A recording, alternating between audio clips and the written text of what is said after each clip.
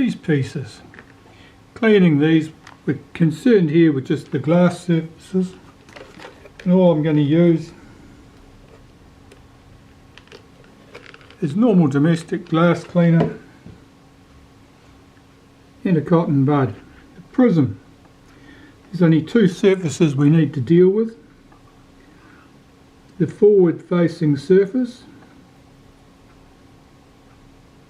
which is probably the dirtiest.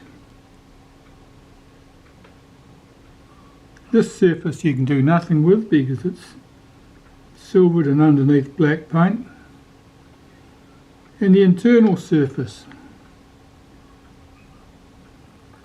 which you can access through the hole. And that's probably not particularly dirty. There could well be some haze on it. And I'm just twisting the cotton bud there to make sure I've got that clean. That's looking good. These two pieces. Let's have a look at these. Well, the front one there, you can probably see that that's pretty grimy. It looks like a fingerprint on the front. But this is just glass. It's pretty tough. Cleans up well. Yeah, you can see the dirt coming off on that.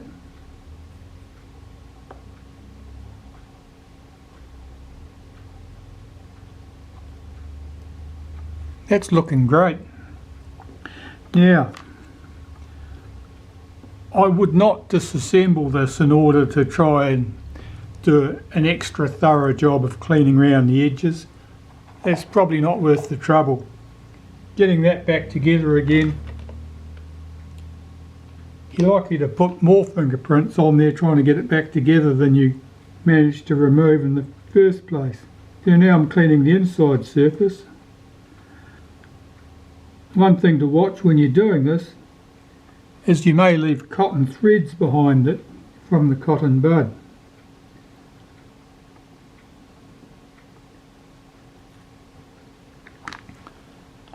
Well, that's nice and sparkly now.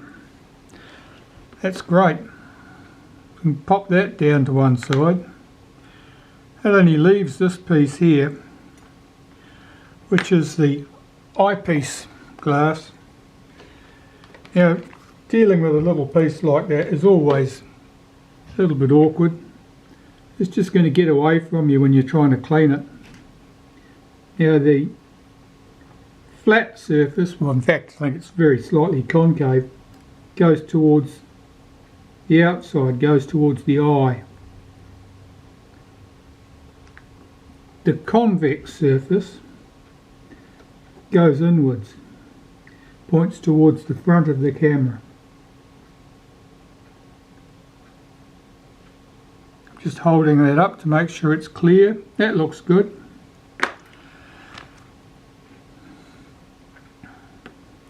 We can start reassembling things, I suppose. Right, so we can put the mask back on the front here.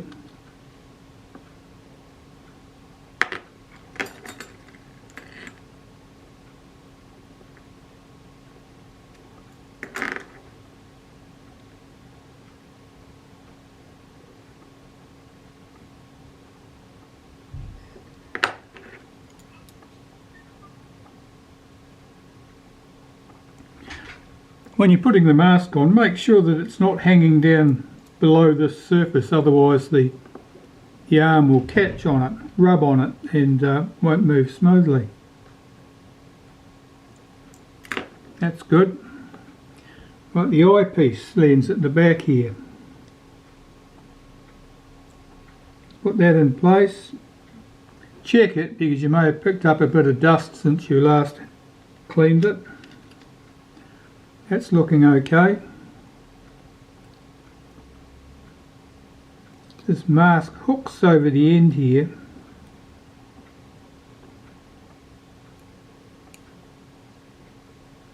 And it's held in place with a single screw.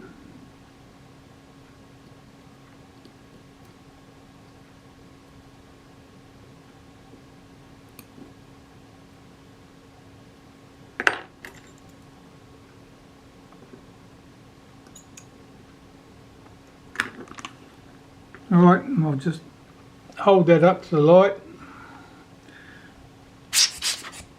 Oh, that looks clean and tidy. The prism can go in place. The flat surface here faces to the front, and we're held in place here with two little screws. These hold the prism in place. They also serve to give us our vertical alignment adjustment.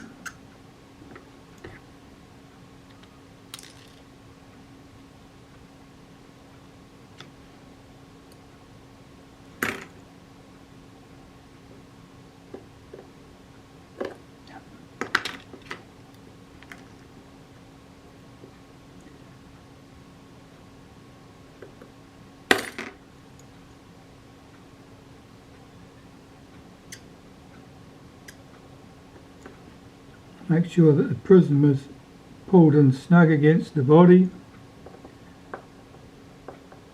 Just run those screws down evenly. The front face of that prism should be straight up and down.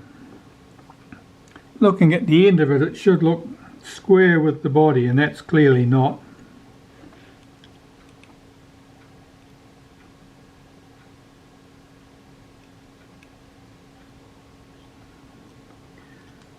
I'll just adjust these screws until that looks square.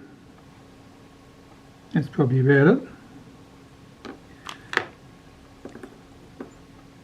Let's pop this piece to one side. This piece, just going to knock that out of there. Give this a wipe with some naphtha. Inside and out. Take the little brass bush, give that a wipe. See a bit of grime coming off there. Lubrication, you can use synthetic grease. I use this molybdenum paste. Just give it a quick wipe on the inside.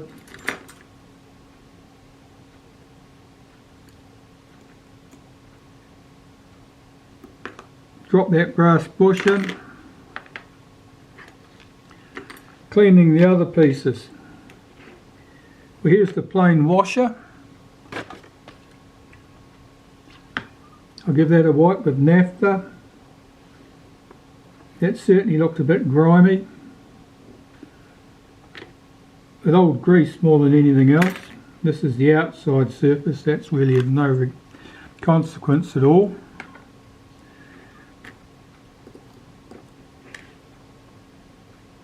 The wavy washer. Now I've already dealt with this wavy washer. I used some Brasso metal polish. Just gave it a good rub. Make sure any light corrosion was off it. That's looking fine. So putting this all together.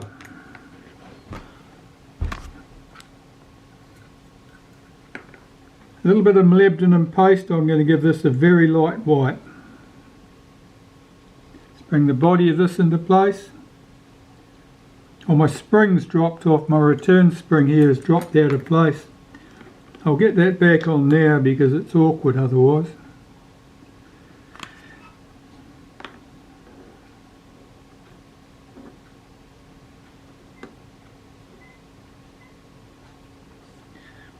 That hooks into a little hole here.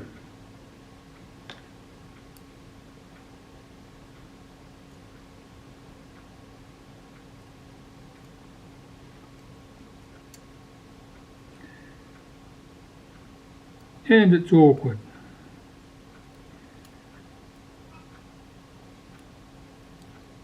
The other end might be easier to go for.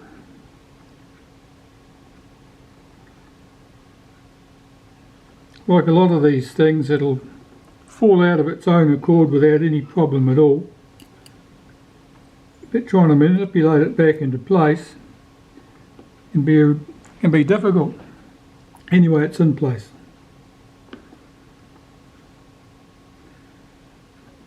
put the arm back on the camera.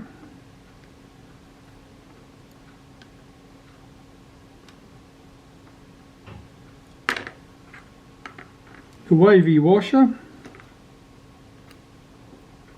I'm going to give that a light touch with molybdenum paste.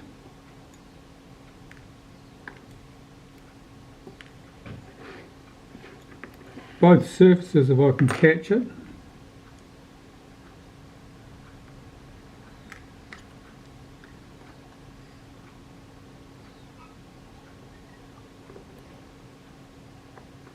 Put that in place, it goes around that brass bush. Our plain washer goes on the top. And our pivot screw.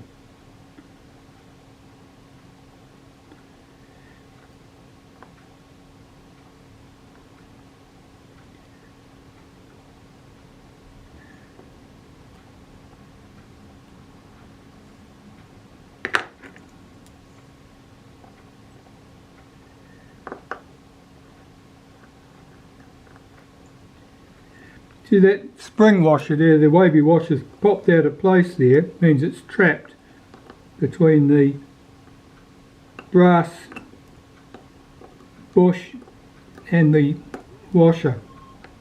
Just checking that's moving freely now. Tighten the screw up, check that it still moves freely. And get my spring and the pin into the spring.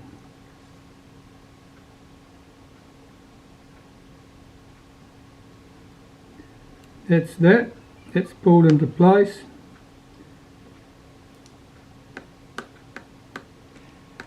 You can see that snaps back into place smoothly now, no problem at all. That brings me to the adjustment stage. Now, there's two adjustments you could make at this point.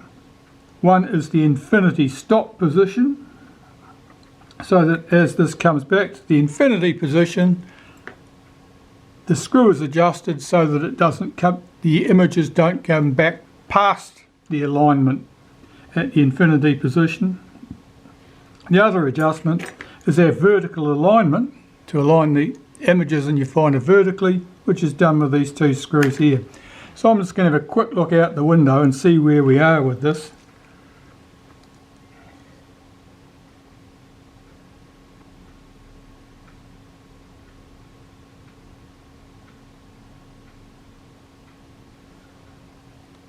Well, moving the arm backwards and forwards, I can see that the moving image is low. It's low in the finder compared to the fixed image. And so I want to slightly loosen this screw and slightly tighten this screw and check again.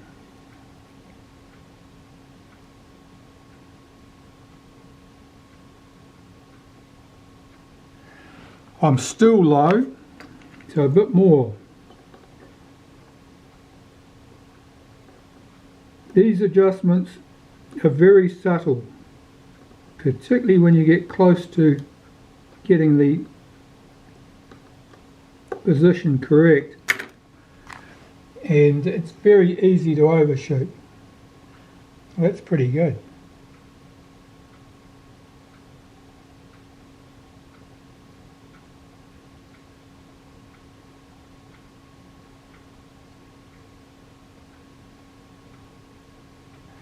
That's quite good now, my vertical position.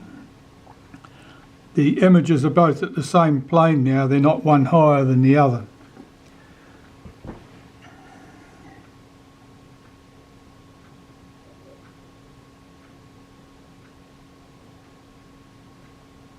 It's not even bad for infinity position actually. I think that's probably good enough for me to put that straight on the camera.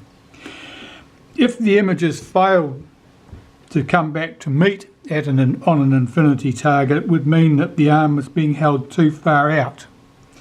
and the screw here, the adjustment screw at this point, you would just back that out slightly. And like other adjustments with rangefinders, a little bit is a lot. If you're turning that a quarter of a turn, that's quite a bit.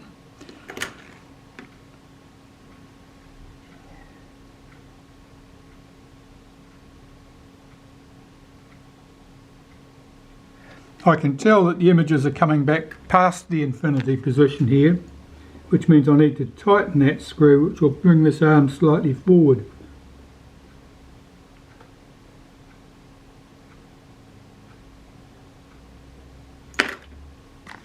And that was something less than a quarter of a turn. But that'll do nicely. That rangefinder is ready to put on the camera body. So that's the next thing to do. Alright, so here's the camera body, top off, ready for the rangefinder to be fitted. I'm just checking that this screw is snug, that's good. Here's our rangefinder. I'm going to put a wipe of molybdenum paste, because that's what I've got in my hand, on this cam surface here, where this cam surface will contact that screw head. I'm going to take some nail polish, red lacquer, nice cheap stuff from the $5 shop or the $2 shop or the $1 shop or whatever your cheap shops are, wherever you happen to be. And I'm going to use this to help lock this rangefinder in position on the camera body once it's screwed down, so that it doesn't get shifted if the camera gets dropped. So normally I just put a couple of drops on here, like that.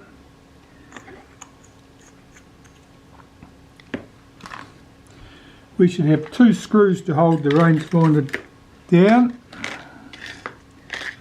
Find the 2 screws. I've got those in my hand, they're on the table. And the rangefinder, make sure that the focus is back at the infinity position. This piece, this arm, must come to the front of that screw. So apply the rangefinder to the front of the camera and then bring it backwards to line up the screw holes through here. And then it's a simple matter of dropping the screw down into position. If you're very lucky, it falls into position straight away. That one doesn't look like it did. Let's have a go at the other one. That looks better.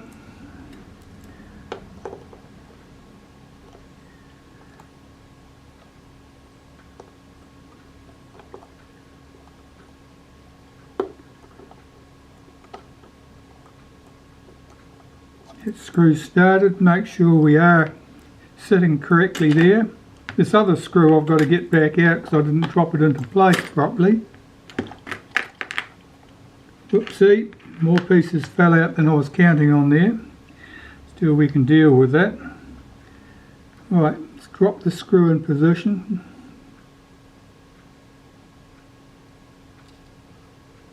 That time, success.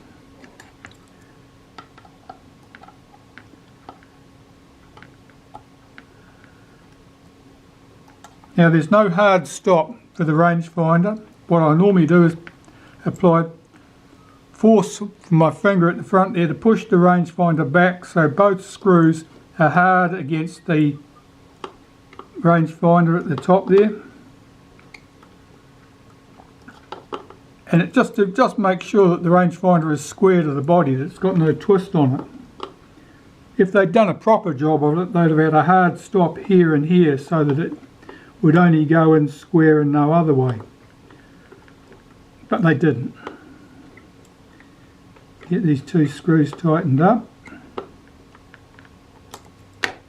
Since I've got a better screwdriver here, I'll give that a proper enthusiastic tighten. The screws need to be snug, but if you overdo it, you can strip them out of the camera body. It's only going through aluminium, the casting at that point is probably no more than 2 millimeters thick. You will strip them out. Alright, let's just put those other buttons that have fallen out while I was playing to one side. I need to check the action of my rangefinder now to make sure that as the focus scale comes round to the infinity stop, the images are just meeting in the finder as we get to that point when I'm looking at an infinity target. And an infinity target probably means something around 400 meters away would be fine. Less than that if you're a little bit less fussy. Now I'm just going to check this out the window and I'll report back what I see. The images are not converging when we get back to the infinity position, so I'm going to need to make an adjustment here. Now this is our lock screw, this one here. There are 5 screw heads you can see here, the one in the middle, that's your lock screw. Just going to loosen that and just bring it back till it's just touching and no more. This screw here makes our adjustment. I'm going to adjust this, it's an eccentric screw.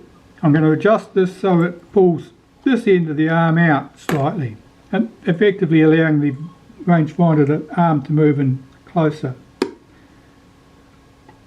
Doesn't need much. All of these settings are very, very sensitive. Now let me check what I've got.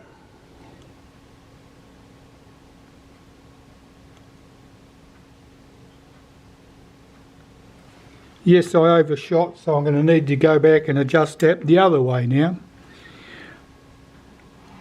I'll report back. Well, I'm happy with the adjustment of that rangefinder now. Just at the point that the focus scale ring reaches the infinity stop, the images converge at the infinity position. There's the vertical alignment between the moving image passing through here and the fixed image passing through here are good. So it looks very good, the image in the finder, and the only thing left to do at the top of the camera now is to clean our top cover up. What I'm most concerned here is just wiping the outside of the case. I'll just use Naphtha and cotton buds to get rid of all the dirty marks that you can see here. The shoe, if I can remove the shoe to clean under that. There are those 3 small screws there which weren't loose in this case, which is good.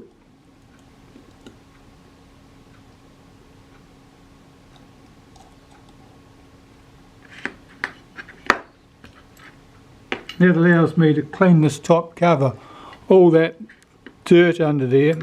Get this in the shade a bit, you might be able to see it a bit better. There's a lot of dirt and rubbish at this point. That all needs to be cleaned away. The glass. To do a thorough job of cleaning the glass at the front piece here, normally I remove the mask, remove those pieces of glass completely, clean them and put them back. You can clean them in place, but it's very difficult to get the last of the mess out. You'll see that glass there. You can probably see how dirty that is. All around those edges are where it's up against the inside of the body here. And as you clean that from the outside, more of that stuff will just ooze back onto the glass behind you. So you can go crazy trying to clean them with the glass in place. It's easier to clean it with the glass removed. The only one we can't do that with is this eyepiece one at the back. This is staked in or riveted in. You can't unscrew this piece. There are 3 posts coming through here and they're staked over. So don't start putting pairs of pliers on there and giving that a twist, seeing if you can unscrew it. All you'll end up with is a lot of trouble. So the first thing I'm going to do here is just clean down the case with a bit of Naphtha. just to remove all this dirt and grease and grime. You can see how much dirt's picked up there.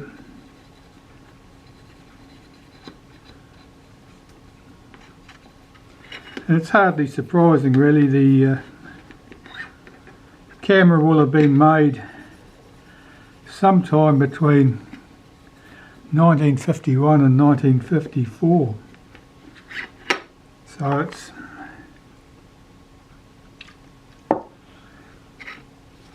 it's somewhat aged, and if there was any justice in the world it would be retired. Perhaps to be going on a world cruise. Right, so I'm going to clean the inside of the case in the same way, particularly around these windows at the front, because that's where trapped grime will re-emerge on those glass lenses if I don't do a thorough job cleaning it now.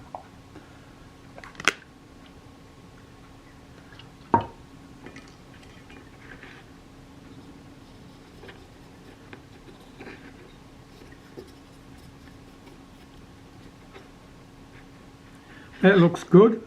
I'm pleased with that.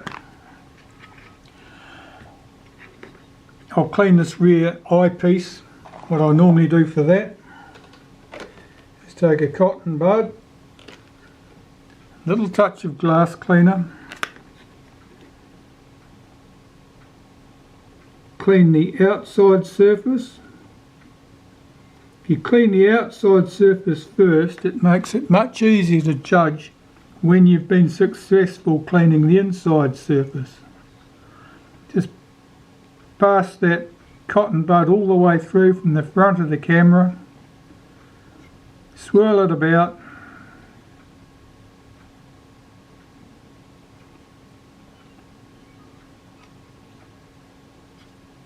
and check your result.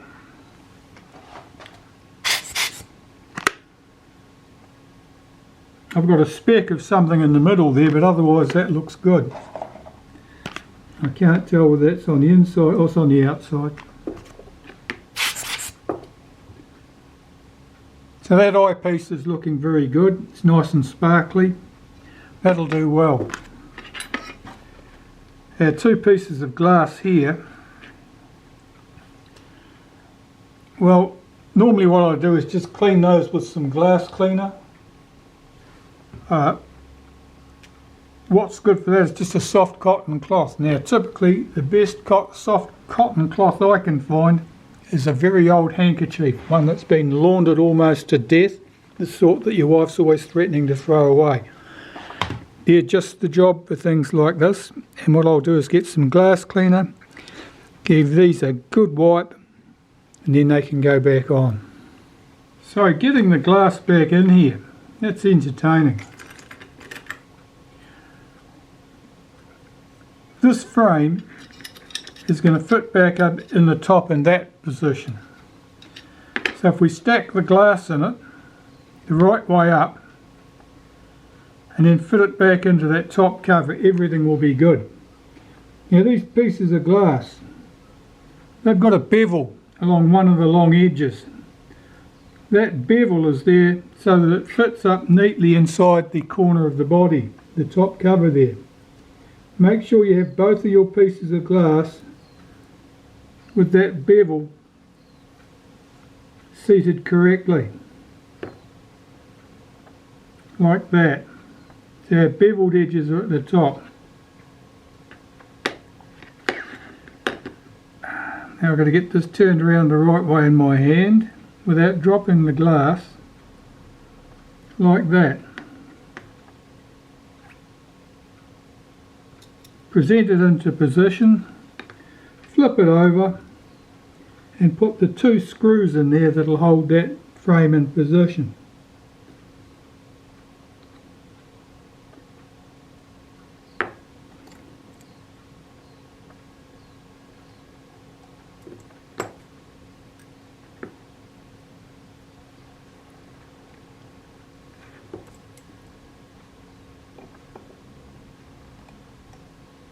Just get them lightly in position, check that the glass is seated correctly, push that frame forward as far as it will go with your finger,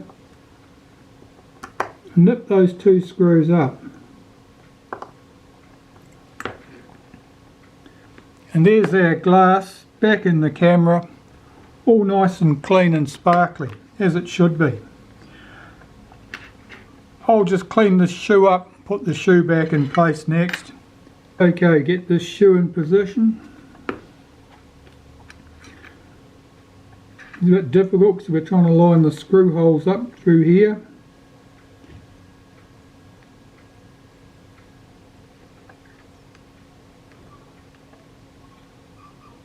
Right, there's one of them.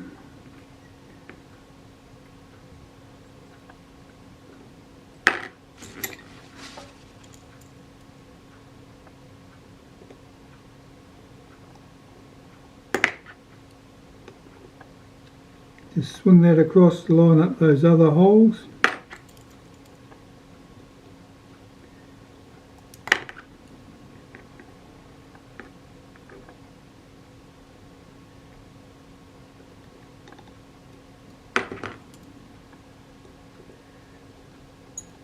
With all three in position now, you can nip them up, but don't go mad. There's almost no thread in the thickness of this shoe, so don't go over tightening them. Now those things, those screws are prone to working their way loose. So what I do is put a drop of clear nail polish, lacquer, on those three screws to hold them there so that they won't shift.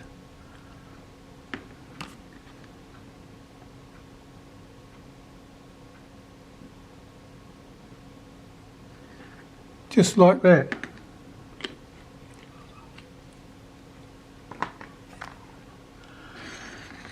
And put the top back on the camera now. Put my shutter release back in place.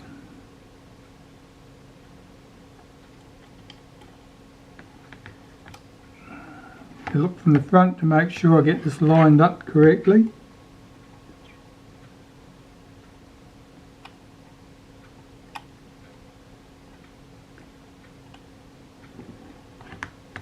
That looks good.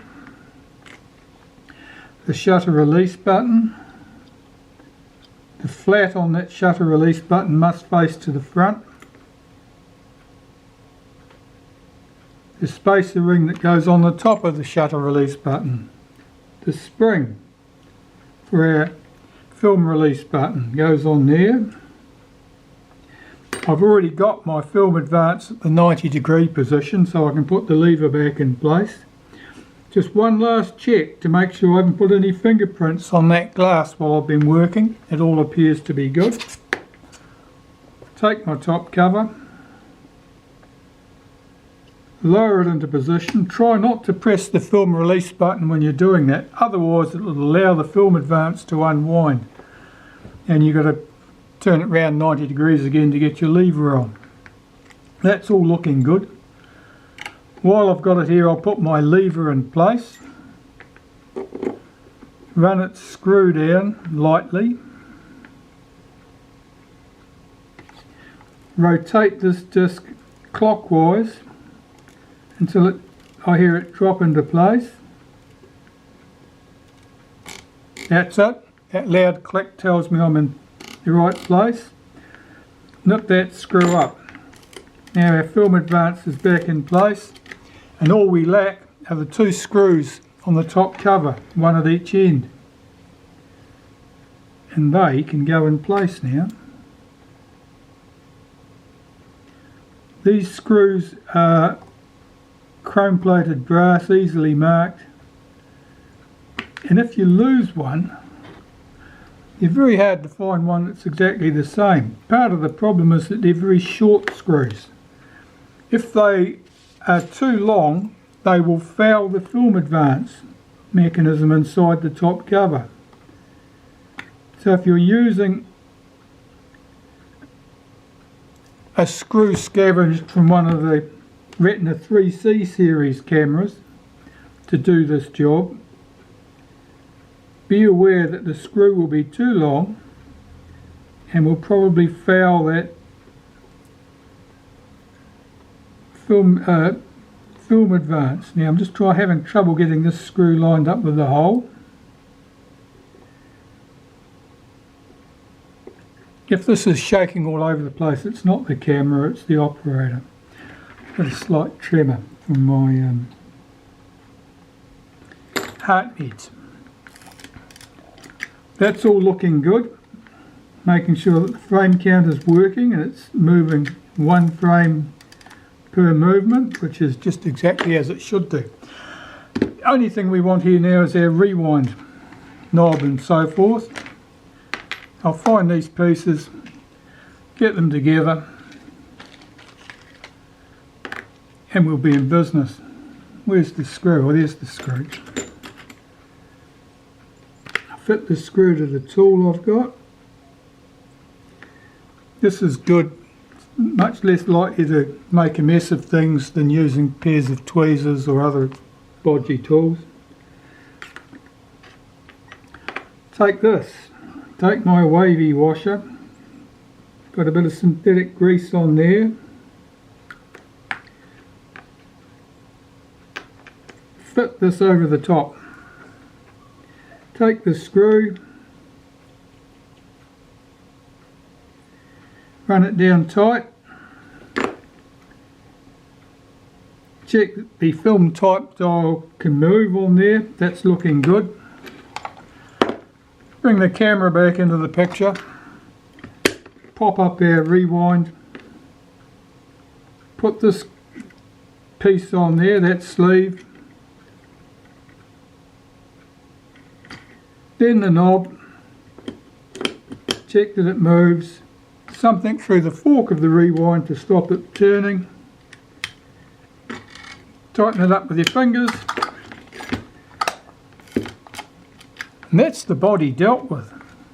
Of course, we need the shutter and the shutter to be serviced next. So let's just pop this to one side. At this stage, that looks like a finished camera, if only.